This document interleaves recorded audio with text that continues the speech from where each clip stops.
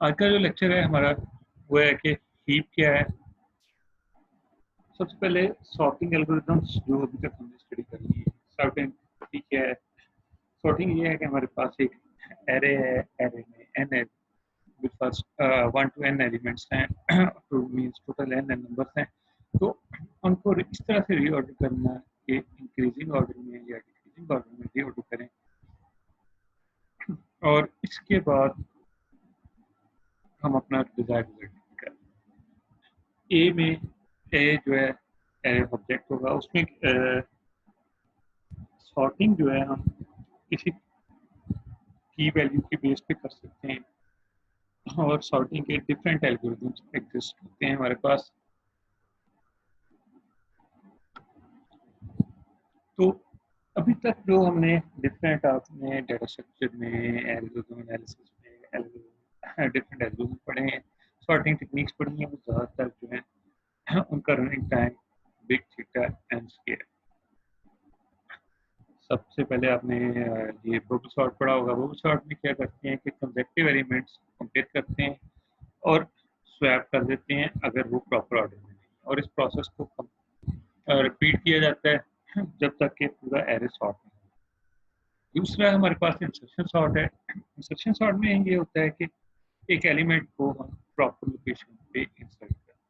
और third algorithm selection sort, इसमें क्या करते हैं कि स्मॉलेस्ट एलिमेंट पूरे एरे में से फाइंड आउट करते हैं और उसको फर्स्ट लोकेशन पे इंसर्ट करते हैं। उसके बाद सेकंड स्मॉलेस्ट उसको गेट करते हैं पूरे एरे में से और उसको सेकंड पेज पे इंसर्ट करते हैं। तो इस तरह से ये प्रोसेस जो है रिपीट करते हैं जब तक वो पूरा एरे सॉल्व। ये तीनों एरेस इंप्लीमेंट करना आसान है, और स्मॉल इनपुट साइज हो उसके लिए ये काफ़ी फास्ट प्रोसेस है। लेकिन प्रॉब्लम क्या आएगी, जब लार्ज इनपुट साइज होगा वहाँ पे इसका रनिंग टाइम बहुत ज़्यादा इंक्रीज करेगा। इसको और इसके अलावा कुछ और एल्गोरिथम्स हैं सॉर्टिंग के, जिस तरह से मर्ज सॉर्ट है, हीप सॉर्ट है और क्विक सॉर्ट है। इनका worst case running time, worst case mean asymptotic upper bound जो है इनका मर्ज सॉर्ट का, हीप सॉर्ट का या क्विक सॉर्ट का, वो n log n। तो इस तरह से है। तो आज मर्ज सॉर्ट हमने पहले देख चुके हैं, मर्ज सॉर्ट का रनिंग टाइम भी कैलकुलेट किया था हमने विकरियन ट्री के जरिए भी और मास्टर मेथड के जरिए भी। आज का जो टॉपिक है हमारा वो है हीप सॉर्ट। हीप सॉर्ट होता क्या है, किस तरह से काम करता है, वो हम आज डिस्कस करेंगे। सबसे पहले कि हीप क्या होता है और उसके बाद हीप के डिफरेंट किस तरह से हीप को यूज करके सॉर्ट किया जा सकता है। जब भी आप कंप्यूटर साइंस के लिहाज से हीप की बात करें तो हमारे पास दो तरह के हीप बनते हैं। हीप के कॉन्सेप्ट्स होते हैं, यूज होते हैं।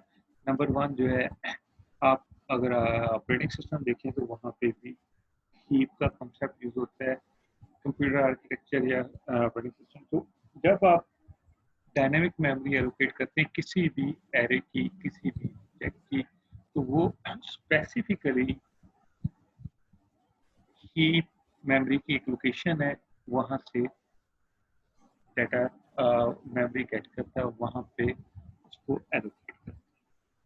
दूसरा जो कॉन्सेप्ट कंप्यूटर साइंस के लिहाज से यूज होता है वो होता है हमारे पास सॉर्टिंग के लिहाज से, वो एक heap as a data structure के तौर पे।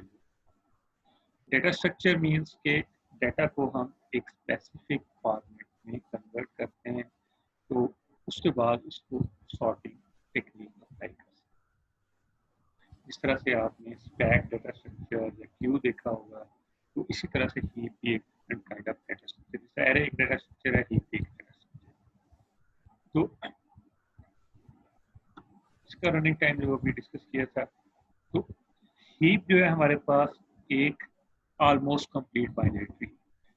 बाइनरी ट्री से मुराद क्या है कि एक ऐसा ट्री जिसके हर नोड के मैक्सिमम 2 चाइल्ड हों, तो उसको हम binary tree. Complete binary tree क्या है कि हर नोड के except the last node leaf nodes या लास्ट लेवल के नोड्स के हर एक के मैक्सिमम 2 चाइल्ड जो पॉसिबल हैं वो सारे हो सकते हैं, यानी कि ये एक कंप्लीट बाइनरी ट्री है। जबकि हीप जो है ऑलमोस्ट कंप्लीट बाइनरी ट्री है। इट मींस कि हर नोड के 2 चाइल्ड हो सकते हैं मैक्सिमम, और उसके बाद जो नेक्स्ट नोड आएगा या नेक्स्ट वैल्यू आएगी वो लेफ्ट साइड से हम स्टार्ट करेंगे इसमें इंसर्ट करना, और उसके बाद जो नेक्स्ट वैल्यू आएगी वो यहाँ पे इंसर्ट करेंगे, और उसके बाद नेक्स्ट, और इसी तरह से। जबकि कुछ एलिमेंट्स हमारे पास इस तरह से आएंगे कि अब हो सकता है एक और एलिमेंट आ जाए तो वो हम यहाँ पे इंसर्ट नहीं कर सकते, क्योंकि हमने कहा है कि हीप जो है ऑलमोस्ट कंप्लीट बाइनरी ट्री है, तो उसके लिए हमें हमेशा left side left most child के लेफ्ट साइड से स्टार्ट करेंगे, और उसके बाद उसका राइट चाइल्ड फिल करेंगे, और पूरा लेवल फिल होगा तो फिर हम नेक्स्ट लेवल पे जा सकते हैं। ये है ऑलमोस्ट कंप्लीट बाइनरी ट्री, तो हीप जो है ऑलमोस्ट कंप्लीट बाइनरी ट्री की प्रॉपर्टी को फुलफिल करता है। अब हीप की दो तरह की प्रॉपर्टीज हैं, नेक्स्ट भी स्टडी करेंगे क्या है। तो सबसे पहले मैक्स हीप को देखते हैं। मैक्स हीप से मुराद है कि एक ऐसा हीप जिसमें हर नोड या की वैल्यू उसके पेरेंट नोड की वैल्यू, पेरेंट और चाइल्ड रिलेशनशिप क्या सर है, मींस यस सर एक क्वेश्चन की समझ नहीं है, इधर जो लेफ्ट साइड पर हम क्यों कर सकते हैं, राइट साइड पर क्यों नहीं कर सकते? राइट ये हीप जो है ना, हीप की प्रॉपर्टी है कि जब भी हम इंसर्ट करना है ना लेफ्ट साइड पे करेंगे, यस राइट साइड पे हम नहीं कर सकते। मीन्स कि अब यहाँ पे हो गया नेक्स्ट, इसका लेफ्ट चाइल्ड नहीं होगा, right child sorry right child नहीं होगा, लेफ्ट चाइल्ड हम इसमें लेफ्ट इंसर्ट कर सकते हैं। वो इसलिए कि जब हम नेक्स्ट हम देखते हैं कि इसको स्टोर कैसे करना है, क्योंकि graph graph as it is तो हम स्टोर नहीं कर सकते, तो उसको एरे की फॉर्म में स्टोर करना है। तो वो एरे की फॉर्म में जब स्टोर करेंगे तो आपका क्वेश्चन का आंसर मैं उधर दोबारा दूँ। अब मैक्स हीप है, तो मैक्स हीप में जो पेरेंट की वैल्यू है वो हमेशा चाइल्ड नोड से बड़ी है। बिल्कुल यहाँ पे 10 है और लेफ्ट नोड जो है हमारे पास 3 है या 9 है, और यहाँ पे 3 है। तो ये इस तरह से हर लेवल पे, हर नोड पे अगर ये प्रॉपर्टी सेटिस्फाई हो रही है तो हम उसको मैक्स हीप कहते हैं। और एक और चीज़ कि पेरेंट, इसमें सिर्फ हम पेरेंट की वैल्यू कह रहे हैं कि वो इसके चाइल्ड से ग्रेटर देन या उसके इक्वल हो सकते, ये नहीं हो कंडीशन ज़रूरी जिस तरह से बाइनरी सर्च ट्री है कि उसमें लेफ्ट चाइल्ड की वैल्यू राइट से बड़ी छोटी होनी चाहिए, यहाँ पे इस तरह की कोई कंडीशन। तो मैक्स हीप में हर लेवल पे पेरेंट की वैल्यू जो है चाइल्ड से बड़ी होनी चाहिए या इक्वल होनी चाहिए।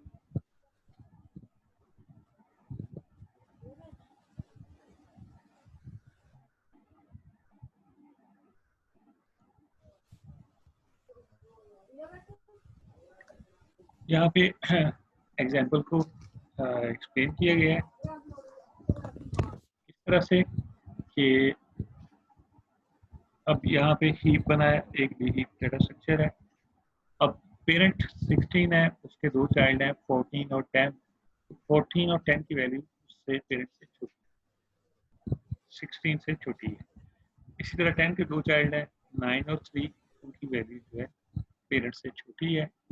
अब नेक्स्ट 8 अपने पेरेंट्स चिल्ड्रन से बड़ा है। 7 है, उसका एक चाइल्ड है 1, वो उससे बड़ा है। अब नेक्स्ट जो है हमारे पास कि इस तरह इसको ग्राफ की फॉर्म में स्टोर करते हैं कंप्यूटर में। जब भी आप देखते हैं जब आप एरे की फॉर्म में या लिंक लिस्ट की फॉर्म में डाटा को स्टोर करते हैं लिंक डाटा तो पेरेंट, जब हमने इसको स्टोर करना शुरू करना है तो पेरेंट से स्टार्ट करना है। पेरेंट का इंडेक्स बिल्कुल 1, चाइल्ड लेफ्ट चाइल्ड का 2, राइट चाइल्ड का 3, मीन्स कि एक लेवल पे वैल्यूज का इंडेक्स पूरा किया है। उसके बाद 4, 5, 6, और इसी तरह से ये वैल्यूज हम इसको रखते हैं।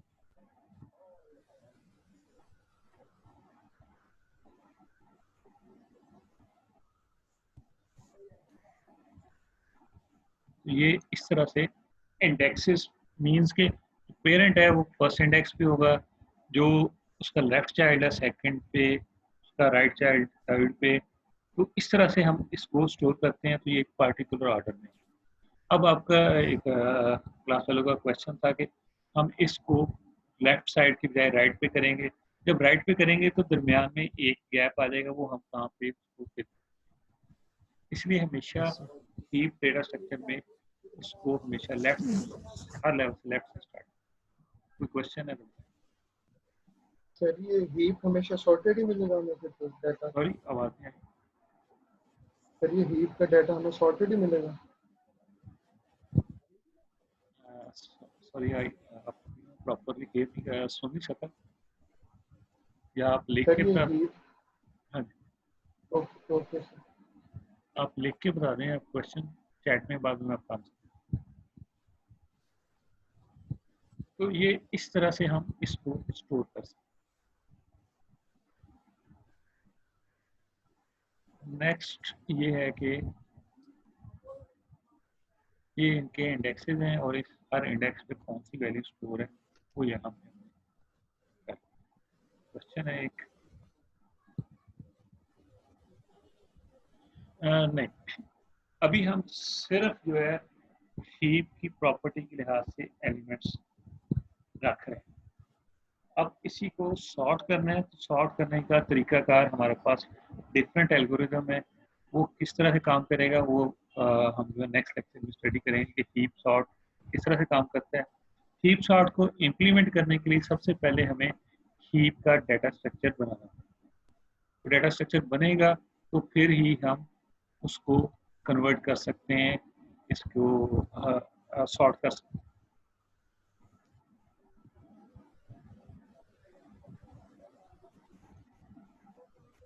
इसके 3 बेसिक फंक्शन है।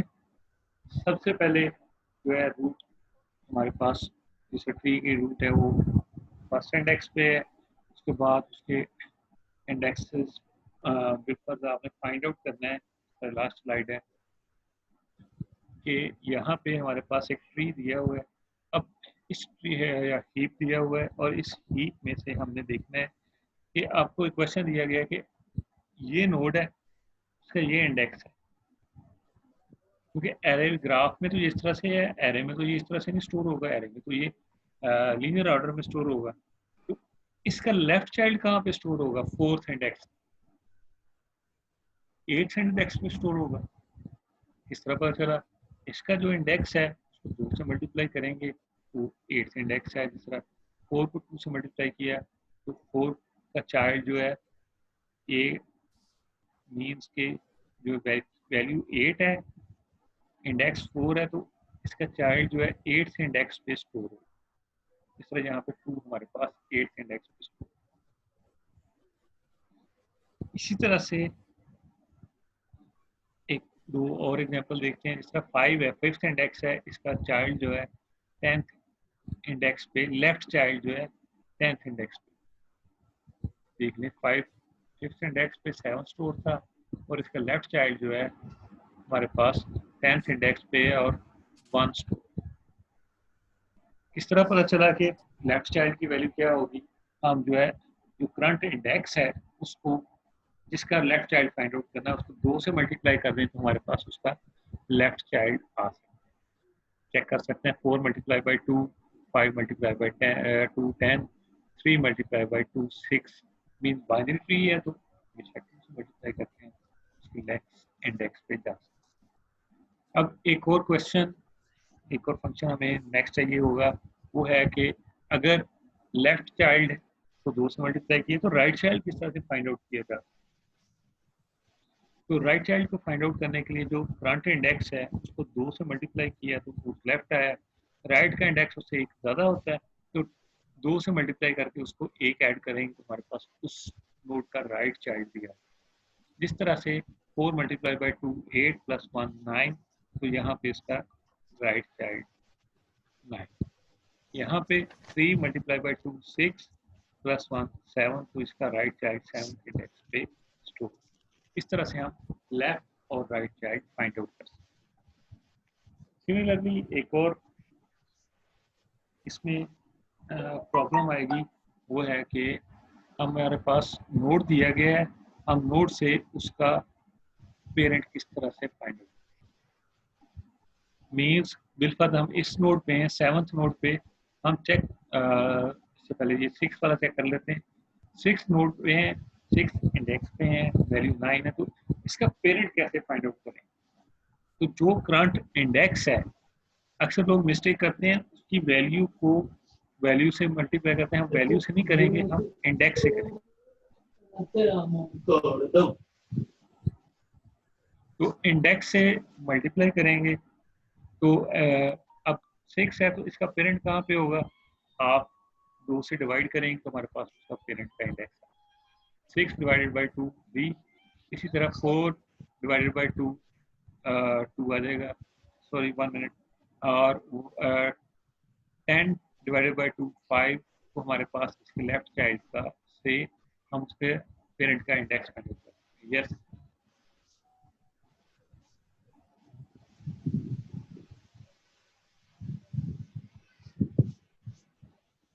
क्वेश्चन?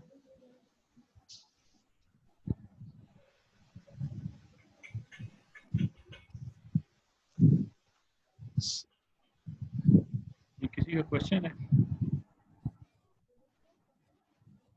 इसके बाद नेक्स्ट है कि पेरेंट लेफ्ट से तो हम 2 से डिवाइड किया तो हमारे पास आ जाएगा, राइट से किस तरह से करेंगे? 7 डिवाइडेड बाई 3 2, वो आएगा 3.5। तो हमें तो 3 चाहिए, 3.5 तो इंडेक्स नहीं है। तो उसका एक फार्मूला हमने देखा था कि हम इसका अगर फ्लोर फंक्शन ले लें, मीन 7 डिवाइडेड बाई 2 और उसका फ्लोर फंक्शन लें, तो हमारे पास रिजल्ट के तौर पे 3 आएगा।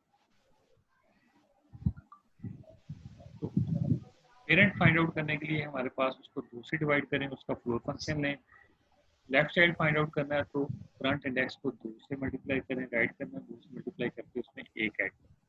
अब इसी तरह से इसकी सारी जो है हम एग्जांपल्स जो हैं देखते हैं, फंक्शंस देखते हैं कि फंक्शन कैसे काम कर रहे हैं। लेफ्ट का पेरेंट का इंडेक्स किस तरह से फाइंड आउट किया?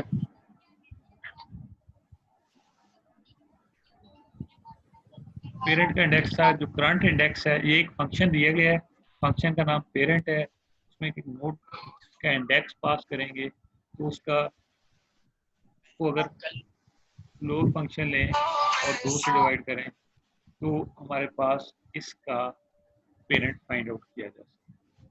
इसी तरह से लेफ्ट चाइल्ड फाइंड आउट करना है, और लेफ्ट चाइल्ड फाइंड आउट करने के लिए उसको करंट इंडेक्स को 2 से मल्टीप्लाई करें तो हमारे पास ये रिजल्ट है।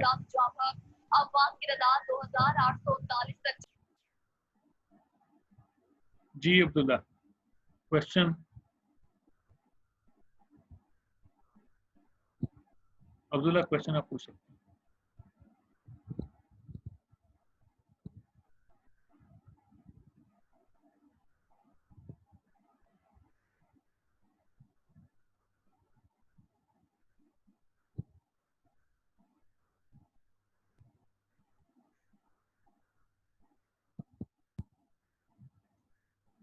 अब्दुल्ला आपका क्वेश्चन है तो आप पूछ सकते हैं।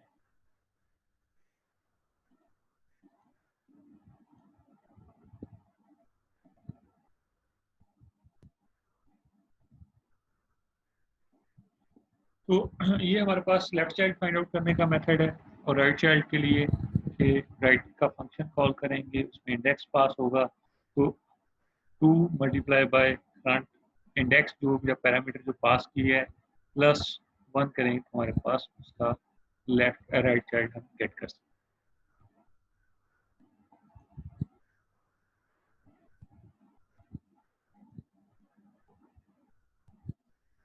तो इस तरह से लेफ्ट और राइट चाइल्ड देख लें कि कहाँ पे और किस तरह से। यहाँ तक question okay, no problem.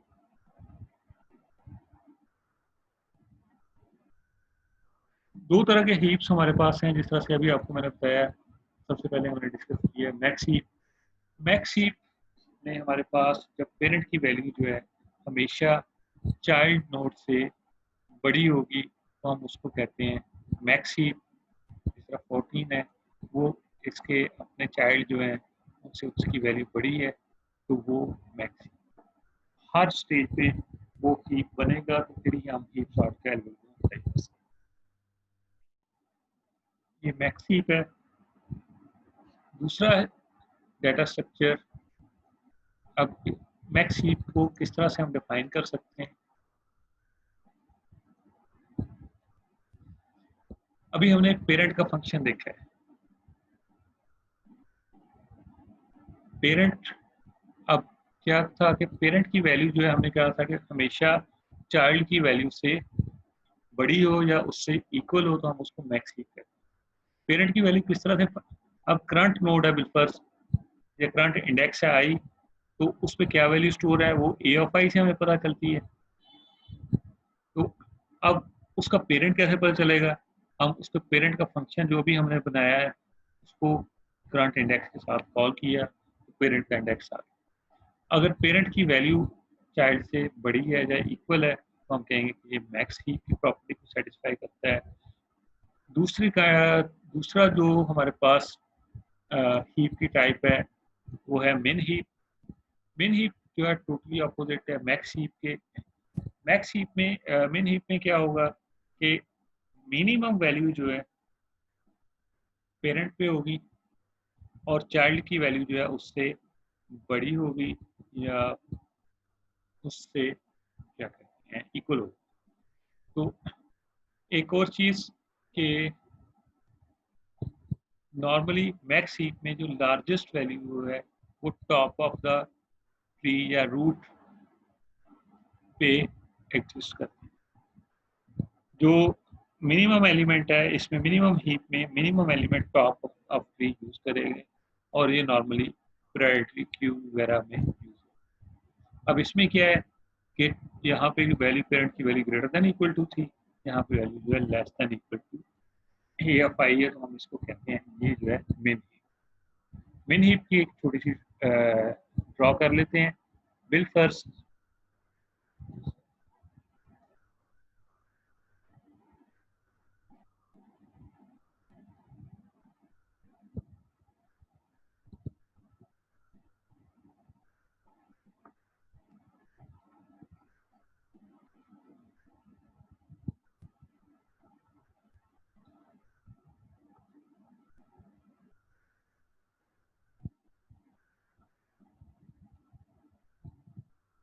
Bill first यहाँ पे 1 है, यहाँ पे 3 है